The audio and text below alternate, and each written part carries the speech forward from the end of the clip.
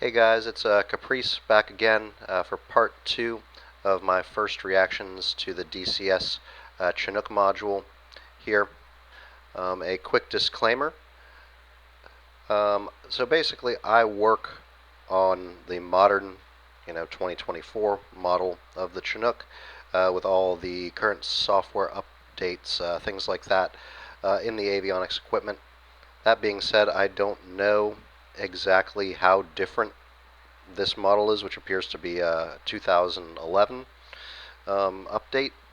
So that being said, some of the information that I have could be wrong here or incorrect for this version and not work the way it does on the 2024 version that I have access to.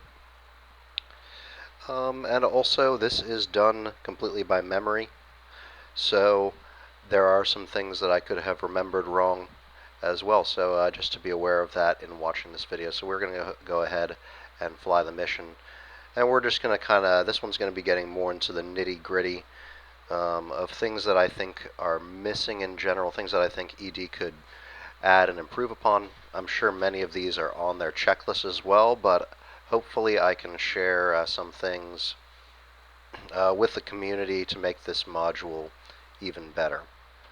That's the hope here. Okay, first thing I'm going to have to do is we're going to do from a cold start. We're actually not going to even start the aircraft because I've never started one in real life and I'm used to running off the APU, so we're going to be set up just like that. Please don't have crashed my game, DCS. Okay, thank you. Mission editor, and we will do takeoff from ramp. Flight, fly mission, yes.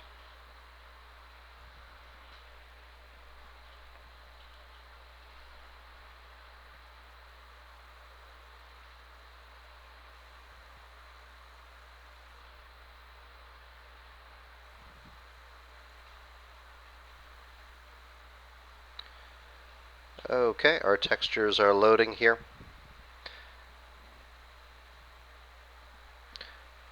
So the first thing I wanted to talk about is some general sound things that I mentioned briefly as we go through. Basically every step I'm going to talk about the sounds that I expect to be hearing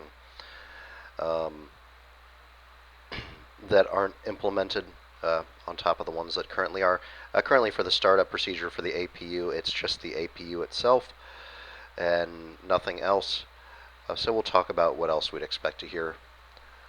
So when this battery clicks on, we would hear the fan of the CDU coming on, which is pretty quiet, along with the ICS system doing an I-bit check in your headphones, so you'd get a dial-up and a little bit of static behind that as well that you'd expect to see.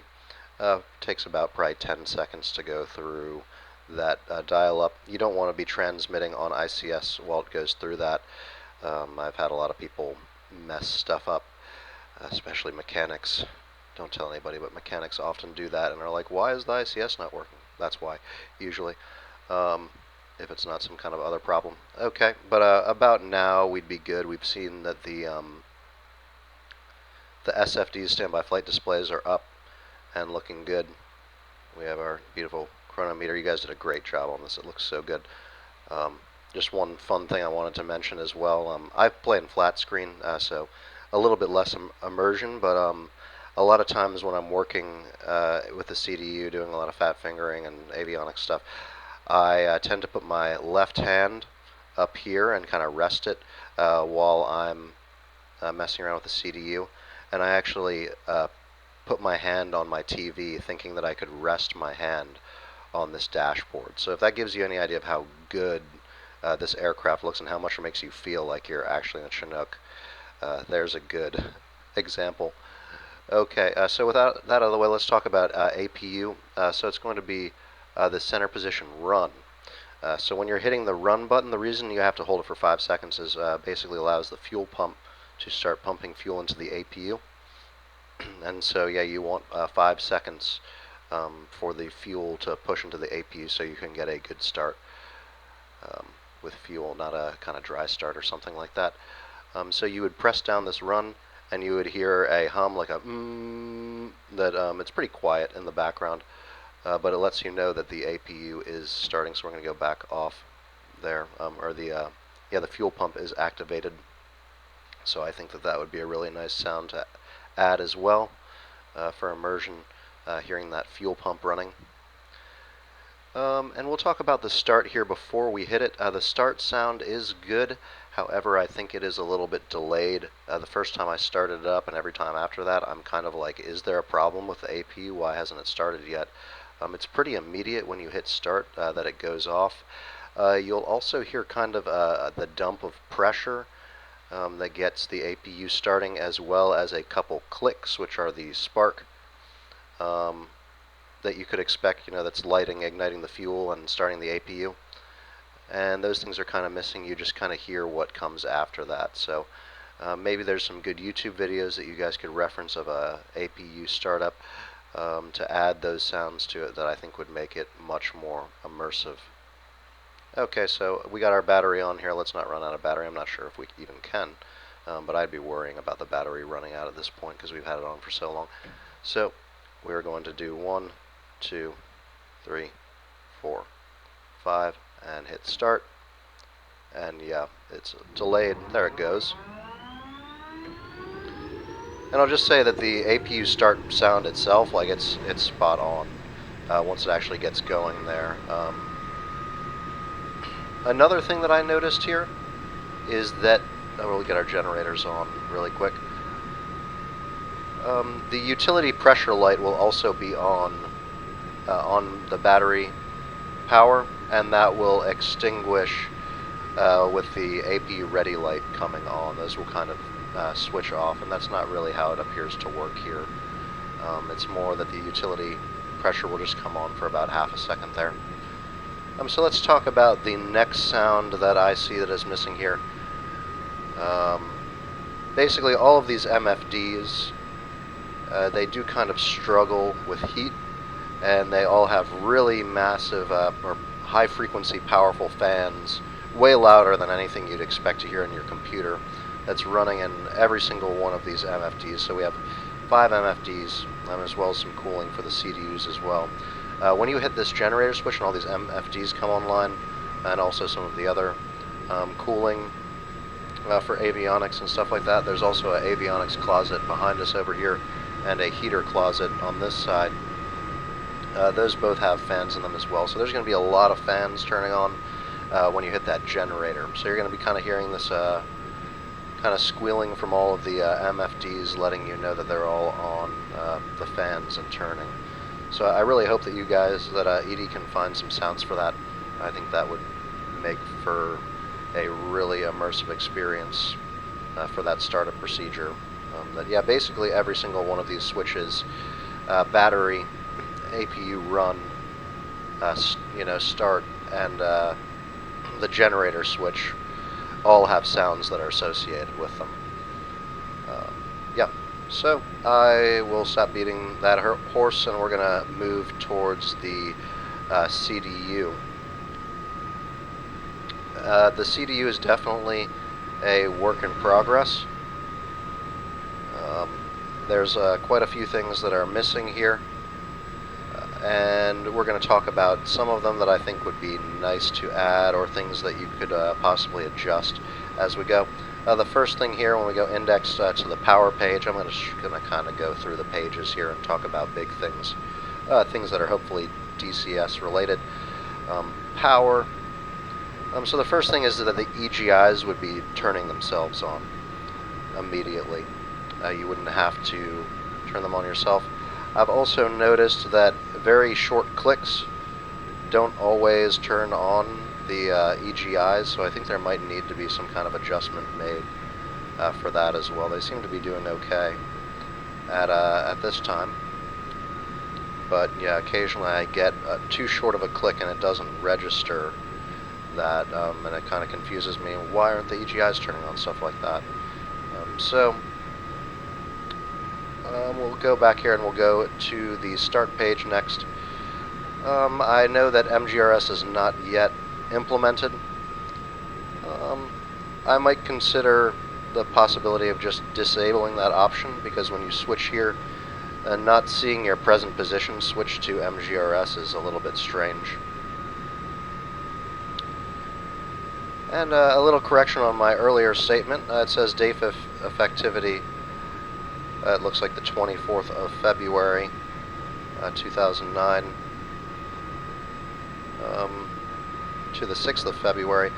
This date appears to be backwards, actually.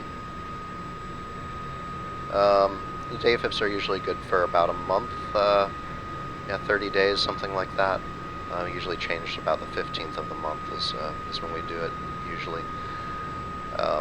And so this one appears to be, that it's good from the 24th to the 6th, so that's just a little immersion thing that you guys might want to swap those dates around so that it would be the 6th through the 24th. Just general thoughts. The MGRS, I think that this option should be disabled like some of the other stuff, so that it doesn't confuse people by not seeing that present position change until it's implemented. And down here, you would also see for your EGIs, you would be able to initialize each EGI on these two options here. That is not present. And also the initializing of both of them in the same button, which would be this one, in its system doesn't seem like it works either or shows up. So that's what I'd like to say about those two. I'm going to make another note here. This is just a nice quality of life thing here that I found through working with the CDU a lot, because I have. This up button, you can use this to access the second page. This is really useful for things that are more than just one or two pages, so that you're basically going to the furthest back page. So for one, this would click to 2 as well, but right now you just need to go down through all of them. I can show you an example of some kind of pages that might be useful in later on. But yeah, being able to hit this up button and go to the last page, it would be very nice as well. That was one thing that I think might not have been mentioned. That would be cool as a little, just something to help people really quickly fat finger the CDU, because it is a little tedious sometimes. Okay, so we've talked about initialized system. We're going to keep going on this kind of EGI theme that we've been talking on. So we mentioned the EGIs not turning on immediately. We mentioned on the start page, page 2, the initialized system options not being there, and also the initialized system not, putting a little asterisk next to it to show that it started doing its thing. So now we're going to go to the iNav page, and we're going to talk a little bit more about the EGIs. We're going to the second page here. This is the next issue that I see. So both should be in GC align upon start. INU1, it seems like this one's already gone into nav. Basically, this is what it will go into after you've aligned.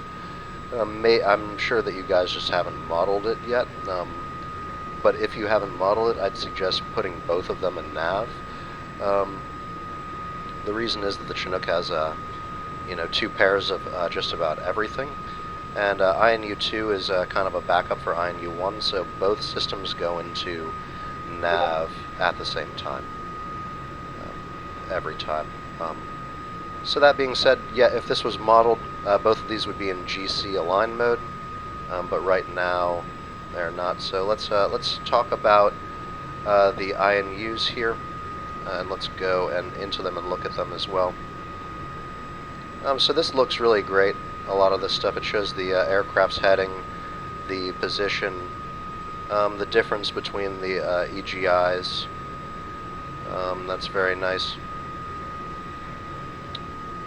So that looks good. Enable nav. So we are in nav mode already on this one, so we'd hit that. Okay. And we'll go back to the iNav page. And that being said, another thing that I've noticed is a lot of these are using the previous page to go back. A lot of what I've seen is return. instead of actually listing the page. So it would bring you to the exact page that you're on, say you're page 2 of the iNav.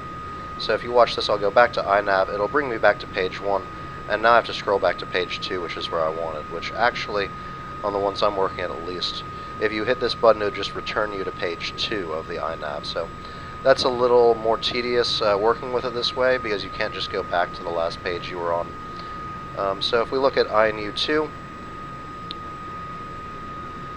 we have mode is dashed out here, which is interesting, and enable nav doesn't do anything, so I'm not able to bring this one up to nav with the other EGI at this time, so it's kind of stuck like that. Okay, great, so we've talked about the iNav pages 1 and 2. Those would be nice things to have. I'm sure that they're working on implementing that.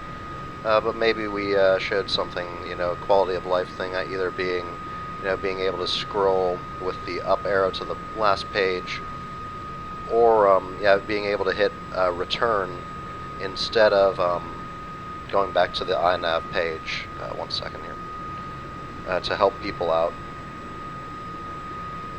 Just making the CDU easier to navigate than like the real one is.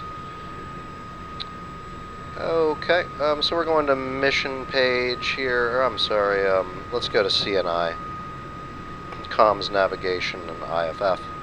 We're going to be mainly talking about comms here, and I'm just going to back up a little bit so I have an easier time tilting my head like crazy here on the track IR.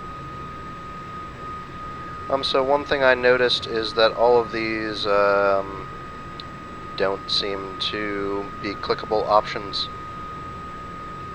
Except for Victor 3 radio, which is nice. This page looks really great, and it does let me go into the presets. However, none of the preset information appears to be changeable at all. Being able to type in 1, 2, 3. So that's just a little bit about the radios. I do like this as an example of where going up would be really nice. Okay, well that's interesting. Going up on this actually brings me back, so I just found a little error there as well. It takes me out of this page back to the presets page, so that is not correct, I don't believe.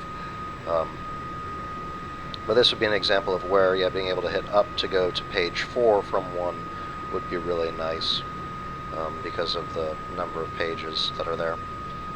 I don't know how many people who use the Chinook actually know that, but it's just a cool little thing. So we're going back to the CNI page, and we've kind of talked about that as well. I think that the radios are obviously a work in progress and stuff like that, so right now it seems that you're kind of stuck with whatever frequency you're given. One thing that I think a lot of DCS players would really like as well, that's present in the current F model, and maybe was in this version too, which we're guessing now is 2009 from the date there. When we are tuning our, or changing the position of our cap selector for the different radios, it would show in the bottom of the MFDs which radio you have selected. So it might be V3, for example, for that radio that we were just at. And then it would also give you this information of the name of the preset that you're on and the frequency. So you'd see that down here. This is really nice, kind of reminds me of like a simple SRS overlay that just gives you the information that you need down here so you know where you're transmitting depending on the position of the switch. So would really like to see you guys add that as well. That would be really cool. Coming up to the MFD here, those are a couple things in the CDU. I'm going to move on to the MFD now. There's a lot more we could talk about in the CDU, but just the comms and EGI stuff, alignment things, I think are two good places to start. We can circle back. So if we go to system page here, there would be another option here that basically brings up all of the statuses for all of the equipment. I think it's like a equip status, something like that.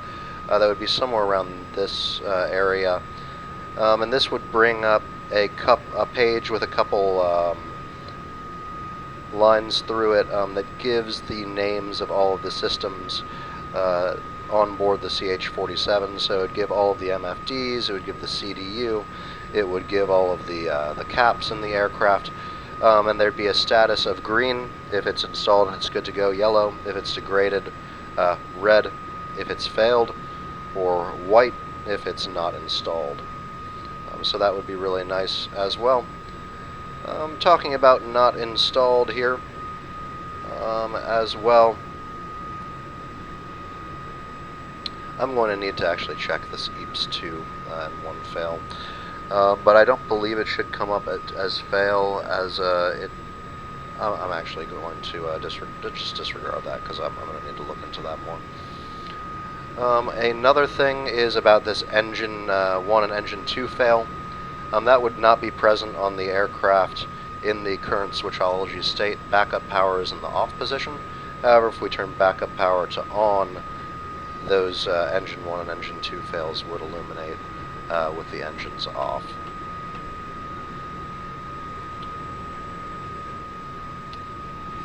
Let's see here, is there anything else I wanted to talk about?